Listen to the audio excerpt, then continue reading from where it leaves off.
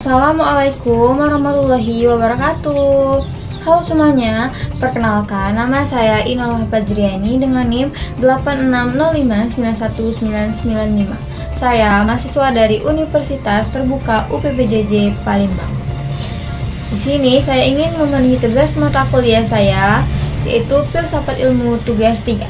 Tugasnya yaitu menjelaskan pilar-pilar pendidikan dan relevansinya di era digital. Selamat menyaksikan. Makna pilar dalam pendidikan. Dalam konteks pendidikan, pilar berarti dasar atau tiang penyangga utama yang menjadi fondasi bagi berlangsungnya sistem pendidikan. Pilar pendidikan berfungsi sebagai pedoman agar proses pendidikan tetap memiliki arah dan tujuan yang jelas. Tanpa pilar yang kuat, pendidikan hanya akan berfokus pada penyampaian ilmu pengetahuan saja, tanpa memperhatikan pembentukan karakter dan moral peserta didik. Oleh karena itu, pendidikan tidak hanya bertujuan mencerdaskan, tetapi juga membentuk manusia yang berkepribadian baik, mandiri, dan bertanggung jawab. Salah satu tokoh yang memberikan dasar penting dalam pendidikan adalah Ki Hajar Dewantara. Beliau dikenal sebagai Bapak Pendidikan Nasional karena gagasan dan pemikirannya sangat berpengaruh terhadap perkembangan pendidikan di Indonesia sampai saat ini. Jawaban soal kedua, prinsip dasar pendidikan menurut Ki Hajar Dewantara. Ki Hajar Dewantara mengemukakan 3 prinsip pendidikan yang menjadi dasar dalam proses mendidik, yaitu yang pertama adalah Ingarso Sung Tulodo, artinya di depan memberi teladan. Prinsip ini menekankan bahwa seseorang guru atau pendidik harus menjadi contoh yang baik bagi peserta didik. Guru tidak hanya mengajar dengan kata-kata, tetapi juga melalui sikap, perilaku, dan tindakan sehari-hari.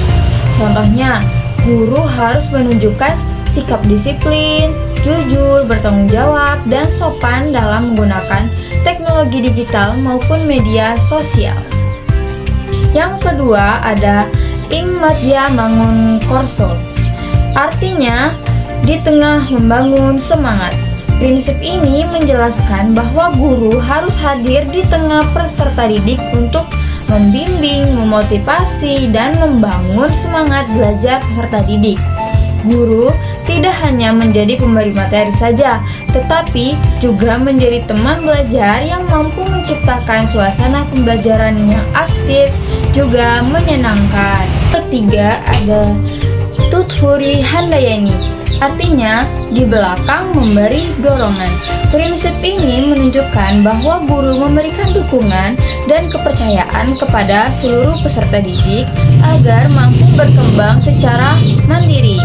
Guru juga berperan sebagai pembimbing yang mengarahkan siswa untuk menemukan potensi dirinya sendiri serta bertanggung jawab terhadap proses belajarnya.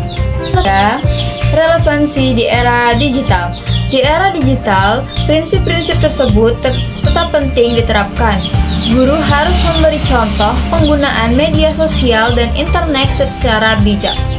Guru juga perlu membuat pelajaran daring lebih kreatif dan interaktif. Siswa harus dibimbing agar mampu berpikir kritis dalam menggunakan informasi dari internet.